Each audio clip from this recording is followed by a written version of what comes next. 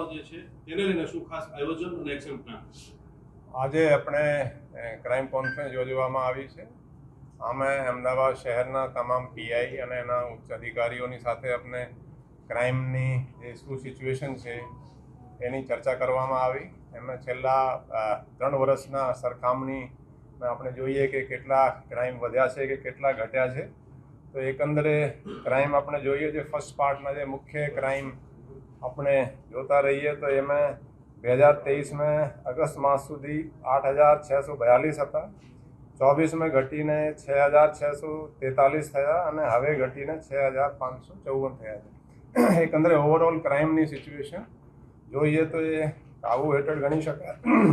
પણ સૌથી મહત્વના જે છે આપણે પ્રોજેક્ટ જે સીસીટીવીના હાથે લીધા હતા લાસ્ટ યરથી એ ચાલે છે એના બધી સમીક્ષા કરવામાં આવી. અત્યાર સુધી કુલ જે ખાનગી લોકોને કહીને જે સીસીટીવી પોલીસે લગવાયા છે અત્યાર સુધીમાં 23,917 સીસીટીવી લગાડ્યા છે. અને આ સીસીટીવી જે લગાડ્યા છે એ પછી ચાલુ વર્ષે આપણે પ્રોજેક્ટ 2ની શરૂઆત કરી હતી, જેમાં આ જે ખાનગી સીસીટીવી છે એ આપણા પોલીસ સ્ટેશનમાં પણ એની જે અગત્યના સીસીટીવીની ફીડ આવી શકે અને આપણે કંટ્રોલ રૂમમાં પણ આવી શકે એની પણ સમીક્ષા કરવામાં આવી. અત્યાર સુધીમાં પોલીસ સ્ટેશનમાં 3,437 આવા સીસીટીવી કેમેરાની જે ખાનગીની ફીડ આપણે પોલીસ સ્ટેશનમાં આવી રહી છે અને 3,061ની કંટ્રોલ રૂમમાં આવી રહી છે. આ સિવાય લગભગ 4,000 જેટલા સીસીટીવી આપણે સરકારી છે, એએમસીના પણ એમાં કાઉન્ટ કર્યા છે અને નિર્ભયા પ્રોજેક્ટના આ લગભગ 4,000 છે. તો એકંદરે કહી શકાય કે અમદાવાદમાં લગભગ 27,000થી વધારે સીસીટીવી જાહેરમાં અત્યાર સુધી લાગી ચૂક્યા છે.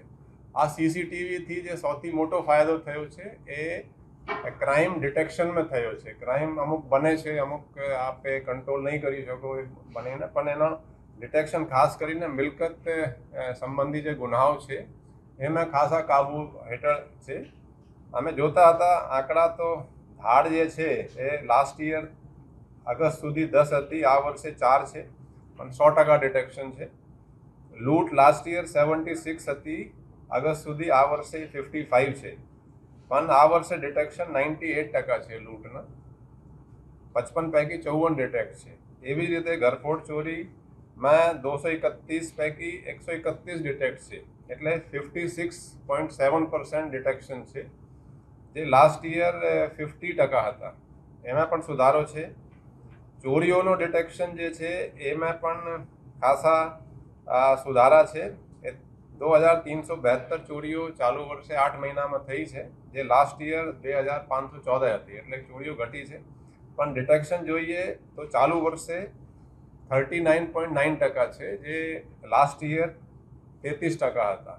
એમાં પણ ડિટેક્શનમાં ખાસો સુધારો થયો છે. તો એકંદરે સીસીટીવીથી એ પોલીસને ખાસી મદદ મળી રહી છે. કોઈ પણ ગુનાગારને શોધવા પોલીસની રેસ્પોન્સ જુઓ તરત જ એમાં પોલીસ ડિટેક્ટ કરી રહી છે. સર, સીસીટીવી ઘણા ફળદાયી સાબિત થયા છે. તો અત્યારે જે લગાડ્યા છે આપણો ખૂબ મોટો થઈ ગયો છે હજી, અને ટાર્ગેટ ક્યાં સુધી લઈ જવાનો છે આપણો, અને કયા કયા એરિયાને કવર કરવાના છે? કારણ કે અમદાવાદ છે દિવસે દિવસે વિકસિત થઈ રહ્યું છે, તો કેટલો ટાર્ગેટ આપણે બાંધેલો છે અત્યારે? નહીં, આ સીસીટીવીનો કોઈ એવો સ્પેસિફિક ટાર્ગેટ નથી, પણ જ્યાં સુધી શક્ય હોય પોલીસ વધારેમાં વધારે સીસીટીવી લગાડે.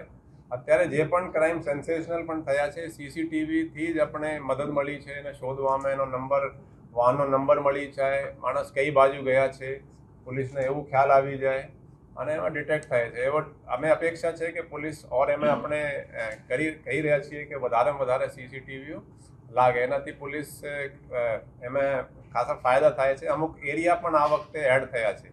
આખી જે સરદાર પટેલ રિંગ રોડ છે એ આપણા અમદાવાદ સિટીમાં સામેલ થઈ ગઈ છે અને એનાથી પણ અમુક જે એરિયા બધા છે તો થોડા આમાં પણ સીસીટીવીની સમીક્ષા કરવામાં આવી રહી છે. સર, સીસીટીવીથી તાજેતરમાં એકાદો ગુનો જો ઉકેલાયો, ખાસ કરીને નિકોલ હોટલની અંદર જે બિલ્ડરનું મૃત્યુ થયું, મુખ્ય ભાગ જે બની રહ્યો હતો એ સીસીટીવીનો ભાગ બની રહ્યો હતો. એકાદો કોઈ કિસ્સો હશે કે જે સીસીટીવીમાં કારણ ઉપયોગી થયો?